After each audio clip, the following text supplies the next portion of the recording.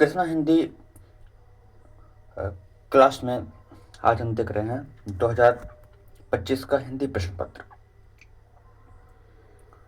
पहला प्रश्न है, ध्रुव स्वामिनी की गद्य विधा है, कौन सी विधा है? तो ये नाटक विधा है। जयशंकर प्रसाद जी का ये नाटक है 1933 का, ये अंतिम नाटक है जयशंकर प्रसाद जी का। अगला प्रश्न है, आवारा मसीहा जीवनी कृत के लेखक हैं। तो आवारा मसीहा जीवनी कृत के लेखक विष्णु प्रभाकर जी हैं।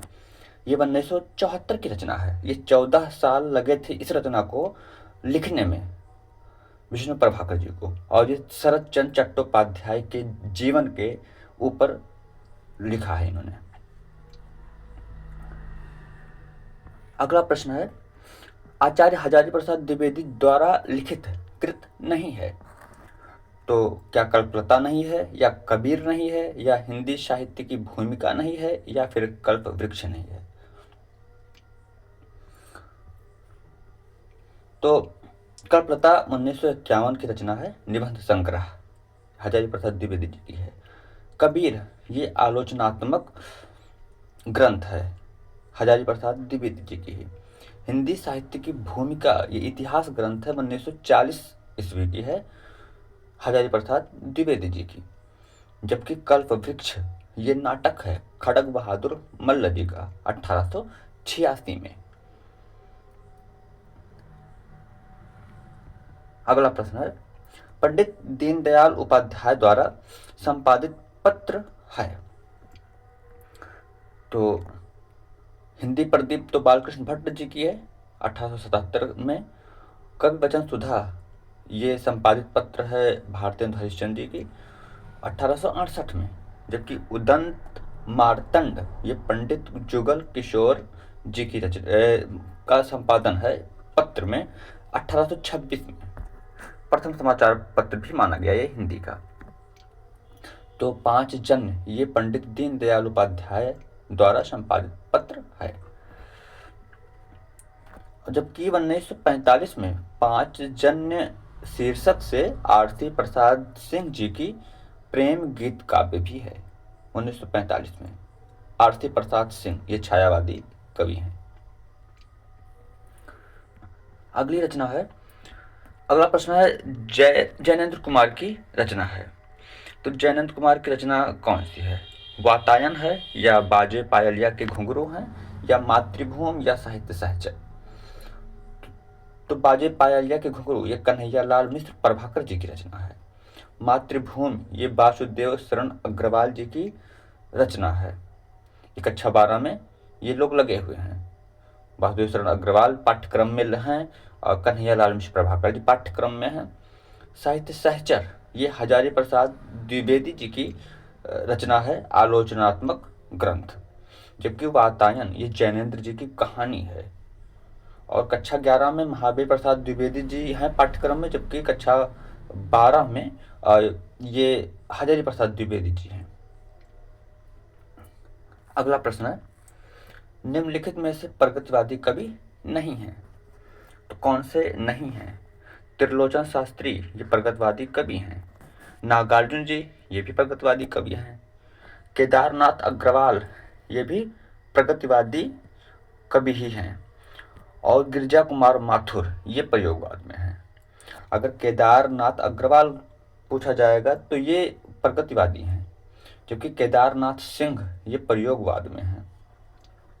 और जो तीसरा सप्तक है उसमें हैं केदारनाथ सिंह।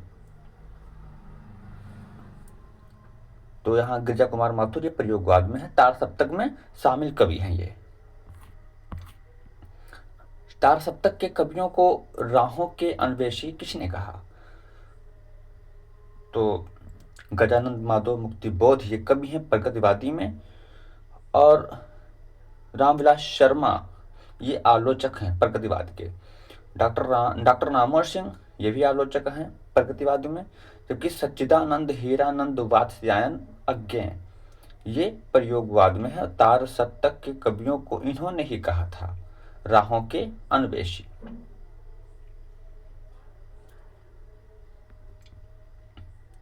अगला प्रश्न है, रचनाकार और ज्ञानपीठ पुरस्कार से सम्मानित उसकी कृत का एक गलत युग्म है। तो कौन सा युग्म यानी जोड़ा गलत है? महादेवी वर्मा जी को यामा पर ज्ञानपीठ मिला था। 1940 की ये काव्य संग्रह है। 1982 में इनको ज्ञानपीठ पुरस्कार मिला इसी यामा काव्य संग्रह पे। सुमित्रा नंदन पंत, इनको चिदम्बरा के लिए मिला था 1968 में, जबकि यह काव्य रचना 1958 की है। 10 साल बाद इनको इसी रचना के लिए ज्ञानपीठ पुरस्कार मिला। रामधारी सिंह दिनकर जी हैं और अज्ञे हैं। अज्ञे जी को कितनी नाव में कितनी बार, ये 1958 की रचना है और 1978 में इस पर ज्ञानपीठ पुरस्कार दिया गया अज्ञे जी को। रामधारी सिंह दिनकर जी को परशुराम की प्रतीक्षा पे ज्ञानपीठ पुरस्कार नहीं मिला। अगला प्रश्न है, इनमें से मैथिली शरण गुप्त की काव्य कृति है लोकायतन, साकेत, तुलसीदास या बुनी हुई रस्सी? तो लोकायतन ये 1964 की रचना है। 1965 में सोवियत लैंड नेहरू पुरस्कार मिला था। सोवियत लैंड नेहरू पुरस्कार पंत जी को इस रचना पे 1965 में मिला था। साकेत 1931 की रचना है। ये मैथिली शरण गुप्त की रचना है और महाकाव्य है 12 सर्गों का। तुलसीदास 1938 की रचना है, निराला जी की कविता है।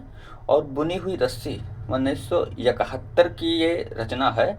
1972 में साहित्य अकादमी इस पुरस्कार इनको मिला था। भवानी प्रसाद मिश्र जी को द्वितीय शतक के कवि हैं। द्वितीय शतक के कवि हैं प्रयोगवाद में।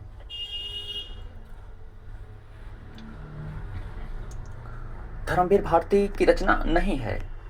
तो धर्मवीर भारती जी प्रयोगवादी रचनाकार हैं, प्रयोगवाद में हैं। ये द्वितीय शतक में शामिल कवि हैं। कनुप्रिया इनकी रचना है 1959 की। बंद गली का आखिरी मकान ये 1969 की रचना है।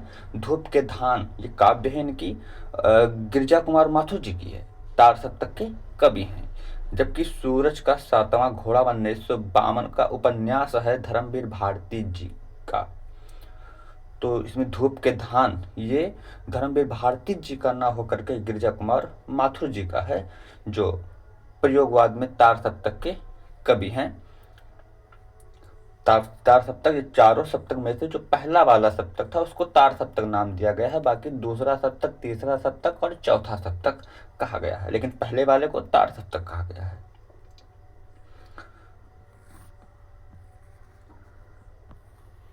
अब देखिए, यहाँ संधि विच्छेद करना था। तो आरब्ध का संधि विच्छेद है, तो ये बी वाला इसमें सही होगा। आरब्धन था, ये अपादांत जसत्व संध के अंतर्गत आएगा। नीरसः, एक ये आरब्धा था और यहाँ पर ये नीरसः। तो नीरसः का संधि विच्छेद कौन सा होगा? तो इसमें ये पहला होगा, ए वाला, जो रोज संत के अनुसार नीरसः में निर्धन रसः बनेगा। उसके बाद रा का लोप होकर के निधन रसः और इसके अनुसार नीरसः हो जाएगा। इसमें जो आदि वर्ण है इसका दीर्घीकरण हो जाता है, तो ई का बड़ी ई हो जाता है। इसमें छोटी ई जो यहाँ पे लगा हुआ है ना पे, ये बड़ी ई हो जाएगा। और वो जो रा है, आधा रा, इसका लोप हो जाता है रोज संधि में। सचक्रम में समास है। सचक्रम में समास अव्ययी भाव है। सा इसमें उपसर्ग के रूप में लगा हुआ है। जितेंद्रिय में समास है, जितेंद्रिय, तो इसमें बहुब्रीहि समास होगा जितेंद्रिय में। अगला है प्रत्यय। पूजितः में प्रत्यय है, तो पूजितः में प्रत्यय कट प्रत्यय होगा। इसमें कट प्रत्यय होगा आधा का लोप हो जाता है। धनवान, धनवान शब्द में लगा प्रत्यय है, धनवान शब्द में लगा प्रत्यय वतुप होगा। ये यहाँ पे वतुप प्रत्यय लगा हुआ है। अगर मान लगा होता किसी शब्द में, किसी धातु शब्द में, या देखिए इसमें एक है, एक धातु में होगा, एक शब्द में होगा, तो यहाँ पे धनवान लिखा हुआ, यहाँ पे वतुप लगेगा। अगर मान लीजिए श्री मान लगा होता, श्री शब्द पे जो मान लगा होता वो मतुप हो जाता। शाह युक्ते अप्रधाने का उदाहरण है। विद्यालयम निक्षा जलाशयम अस्ति, त्वं मया शार्धम आपणं चल, कृष्णस्य पुस्तकम अस्ति, सह पादेन खंजः अस्ति। तो इसमें दूसरा यानी बी वाला रहेगा, तुम मेरे साथ बाजार चलो। तृतीया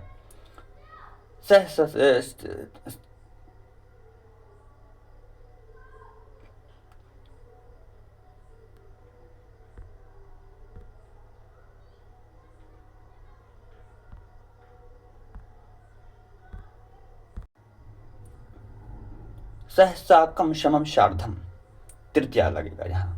जबकि निक्षा, इसमें विद्यालय निक्षा जलाशयम अस्ति, इसमें द्वितीय रहेगा, विद्यालय के निकट जलाशय है। सहपादेन खंजा हस्त, तृतीया होगा, वो पैर से लंगड़ा है। कृष्णस्य पुस्तकम अस्ति, कृष्ण का पुस्तक है, द्वितीय लगेगा।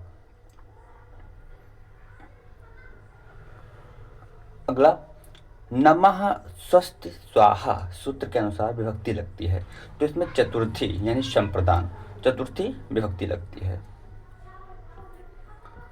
अब इसमें आया हुआ था पेपर में, वीर रस या शांत रस की परिभाषा लिखकर एक उदाहरण दीजिए।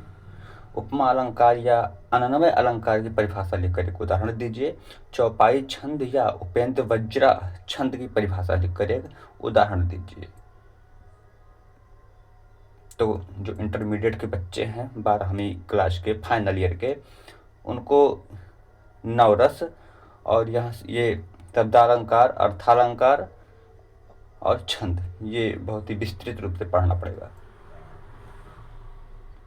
क्योंकि इससे प्रश्न हर साल आते हैं। अब यहाँ देखिए संधि विच्छेद पूछ लिया गया है, ये पहला वाला था। लवड़ा का संधि विच्छेद है, तो लो धन अड़ह, ये आयादी के अंतर्गत आएगा। लो धन अड़ह लवड़ा, जैसे पवन होता है पो धन अन पवन, वैसे लो धन अड़ तो लवड़ हो जाएगा। अब यहाँ पे विसर्ग लगा दिया गया है, तो विसर्ग यहाँ भी लग जाएगा। लो धन अड़ह बराबर लवड़ा।